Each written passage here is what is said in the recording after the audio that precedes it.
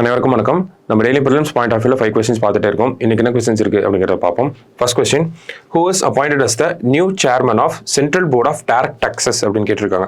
மத்திய நேரடி வரிகள் வாரியத்தின் புதிய தலைவராக நியமிக்கப்பட்டவர் யார் அப்படின்னு கேட்டிருக்காங்க. ஸோ டைரக்டான கொஸ்டின் தான். யார் டைரக்ட் டாக்ஸஸோட சேர்பர்சன்னா ரவி அகர்வால் அவர்களை தான் அப்பாயிண்ட் பண்ணியிருக்காங்க. நேற்று தான் அப்பாயிண்ட் பண்ணியிருந்தாங்க. சரியா?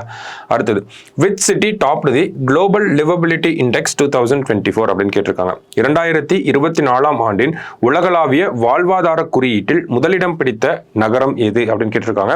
ஸோ 2024 சரி 2023 சரி ரெண்டுமே யாரு தான் ஃபர்ஸ்ட் அப்படின்னா வியன்னா அப்படிங்கிற இந்த சிட்டி தான். வியன்னா எந்த கண்ட்ரியோட கேபிட்டல் அப்படின்னு பார்த்தோம்னா ஆஸ்திரியா அப்படின்னு சொல்றோம் இல்லையா?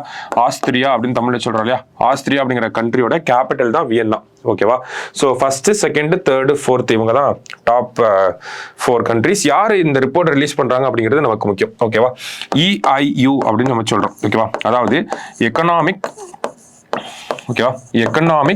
இன்டெலிஜென்ஸ் யூனிட் அப்படின்னு சொல்லக்கூடிய இந்த அமைப்பு தான் இந்த குளோபல் லிவபிலிட்டி இண்டெக்ஸ் அப்படிங்கிறத ஹெல்த், எஜுகேஷன், அந்த லிவிங் ஸ்டாண்டர்டு அதெல்லாம் பேஸ் பண்ணி நமக்கு ரிலீஸ் பண்ணிட்டு இருக்காங்க. சரியா? Economic intelligence unit.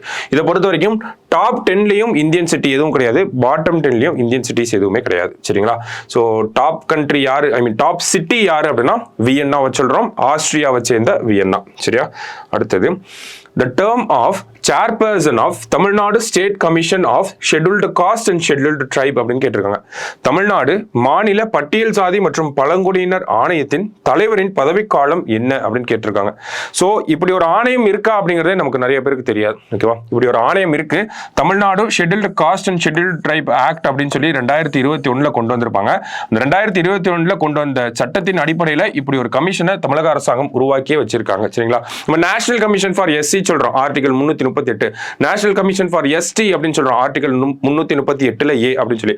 அதே மாதிரி மாநிலத்துக்கான ஆணையம், பழங்குடியினர் மற்றும் பட்டியல் சாதியினருக்கான ஆணையம் தான் நம்ம இந்த ஒரு ஆணையத்தை சொல்றோம். 2021 அரசாங்கம் கிரியேட் பண்ணியிருக்காங்க. ஓகேவா?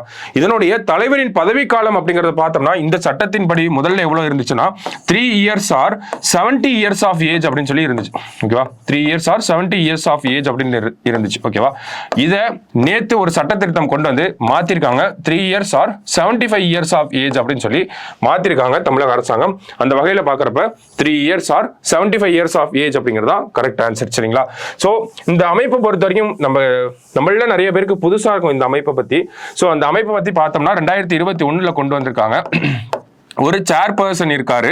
ஓகேங்களா? அந்த சேர்பர்சனுக்கு 3 years or 75 years of age அப்படின்னு சொல்றோம். அடுத்தது ஒரு வைஸ் சேர்பர்சன் இருக்காங்க. ஸோ வைஸ் சேர்பர்சனுடைய பதவிக்காலம் அப்படின்னு பார்த்தோம்னா 3 years or 65 years of age அப்படின்னு சொல்றாங்க. 5 மெம்பர்ஸ் இருப்பாங்க இந்த ஆணையத்துல. 5 மெம்பர்ஸ்ல பார்த்தோம்னா 3 பேர் வந்து எஸ்சி சமூகத்தை சேர்ந்தவங்களா இருப்பாங்க, ஒருத்தர் வந்து எஸ்டி சமூகத்தை சேர்ந்தவங்களா இருப்பாங்க, இன்னொருத்தர் வந்து இந்த எஸ்சி எஸ்டி பிரச்சனைகள் மற்றும் இந்த எஸ்சி எஸ்டி வரலாற்றுல கை தேர்ந்த ஒரு எமினன்ட் பர்சனாலிட்டியை தான் இன்னொரு நபரா வச்சிருக்காங்க. இந்த 5 பேர்ல ஒருத்தர் வந்து விமன் மெம்பராகவும் இருக்கணும்.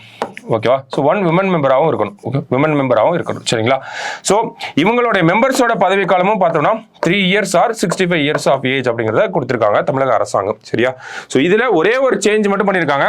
70 இருந்ததா இப்போ 75 மாத்திருக்காங்க. அந்த அடிப்படையில தான் நம்ம இதெல்லாம் பார்க்குறோம். சரிங்களா?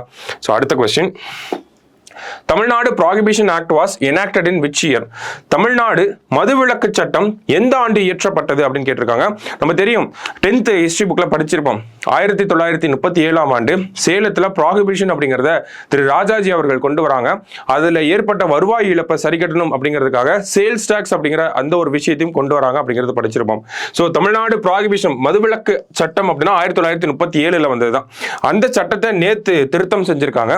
திருத்தம் செஞ்சு இந்த கள்ளச்சாராயம் இதனால ஏற்படக்கூடிய மரணங்கள் ஏற்பட்டுச்சு அப்படின்னா, கள்ளச்சாராயத்தினால மரணங்கள் ஏற்பட்டது அப்படின்னா இந்த கள்ளச்சாராயத்துக்கு தொடர்பான நபர்கள் இருப்பாங்க, அவங்க எல்லாருக்குமே ஆயுள் தண்டனை வழங்கப்படும். அதே மாதிரி 10 லட்சம் வரைக்கும் அபராதம் விதிக்கப்படும் அப்படிங்கிறத இந்த சட்டத்தை திருத்தினது மூலியமா தமிழக அரசாங்கம் ஒரு சட்டத்தை கொண்டு வந்திருக்காங்க, ஒரு திருத்த சட்டத்தை கொண்டு வந்திருக்காங்க. சரியா? சோ இந்த ஆக்டை அமெண்ட் பண்ணிருக்காங்க, அவ்வளவுதான். ஓகேவா? எப்ப இந்த ஆக்ட் வந்துச்சு, கள்ளச்சாராயம் தொடர்பாக நிறைய செய்திகளை நம்ம பார்த்துட்டே வரோம்.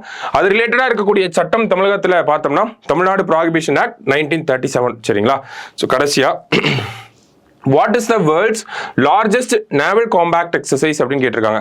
உலகின் மிகப்பெரிய கடல்சார் போர் பயிற்சி என்ன அப்படின்னு பார்த்தோம்னா, நமக்கு சமீபத்தில் நடந்துச்சு. ஒரு 29 நாடுகள் இதுல பங்கேற்பாங்க. 25,000க்கும் மேற்பட்ட கடற்படை வீரர்கள்லாம் பங்கேற்று இருந்திருக்காங்க. ஸோ எங்க நடந்துச்சு அப்படின்னா ஹவாயில நடந்துச்சு.